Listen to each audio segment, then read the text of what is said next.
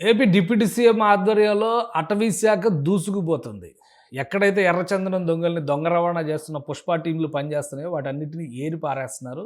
70% ఆంధ్రప్రదేశ్‌లో ఎర్రచందనం అక్రమ రవాణాని అరికట్టగలిగినట్టుగా పవన్ కళ్యాణ్ ట్వీట్ చేశారు. దీనికి సంబంధించినటువంటి సమాచారాన్ని కూడా ఆయన ఎక్స్‌లో షేర్ చేశారు. కూటమి ప్రభుత్వం వచ్చాక ఎర్రచందనం అక్రమ రవాణా 70% మేర తగ్గిందని చెప్పని ఆయన పేర్కొన్నారు. అలానే స్మగ్లర్ల పట్ల ప్రభుత్వం కఠినంగా వ్యవహరిస్తోందని వివరించారు. బొద్దలవాడ సమీపంలో టాస్క్ ఫోర్స్ ఒక స్పెషల్ ఆపరేషన్ చేపట్టింది. దానిపైన కూడా ఆయన రియాక్ట్ అయ్యారు. ఎస్పీ సుబ్బారాయుడు బృందాన్ని పవన్ కళ్యాణ్ అభినందించారు. ఎర్రచందనం అక్రమ రవాణా నిరోధక చర్యలను పకడ్బందీగా చేపట్టాలని, స్మగ్లింగ్ ముఠాల వెనుక ఉన్న వారిని, అసలైనటువంటి వాళ్ళని పట్టుకురావాలని, వాళ్ళను కూడా వదిలిపెట్టే ప్రసక్తి లేదని పవన్ కళ్యాణ్ హెచ్చరించారు. వాస్తవానికి ఏం జరిగిందంటే ఈ దొంగలు అక్రమ రవాణా చేస్తున్నటువంటి ప్రదేశాలని గుర్తించారు. అనంతపురం జిల్లాలో నిర్వహించిన స్పెషల్ టీమ్స్ సోదాల్లో ఎర్రచందనం దొంగలను పెద్ద ఎత్తున స్వాధీనం చేసుకున్నారు. 3 అంతర్రాష్ట్ర ముఠాకి చెందినటువంటి ఎర్రచందనం దొంగలను కూడా అరెస్ట్ చేశారు పోలీసులు అనమాట. అంటే AP task force head Tirupati SP Subbarayudu దీనికి సంబంధించినటువంటి వివరాలను కూడా వెల్లడించారు. కపిల తీర్థం పరిధిలో ఉన్నటువంటి కార్యాలయంలో దీనికి సంబంధించినటువంటి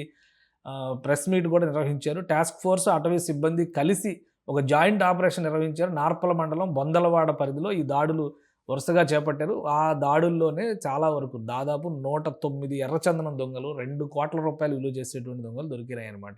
సో వీటితో పాటు నిందితులు ఎర్రచందనం చెట్లను నరికించి ఢిల్లీ, తమిళనాడు, కర్ణాటక, ఇతర రాష్ట్రాలకి స్మగ్లింగ్ చేస్తున్నట్టుగా కూడా గుర్తించారు. ఆ రూట్స్ని పట్టుకునే ప్రయత్నాలు ఇప్పుడు ఏపీ పోలీసులు ప్లస్ అటవీ శాఖ సిబ్బంది ఉన్నారు. అంటే ఒక టాస్క్ ఫోర్స్, ఒక జాయింట్ ఆపరేషన్ టాస్క్ ఫోర్స్ని ఏర్పాటు చేశారు. ఇది సత్ఫలితాలను ఇస్తుందని చెప్పని డిప్యూటీ సీఎం పవన్ కళ్యాణ్ కూడా చెప్తున్నారు.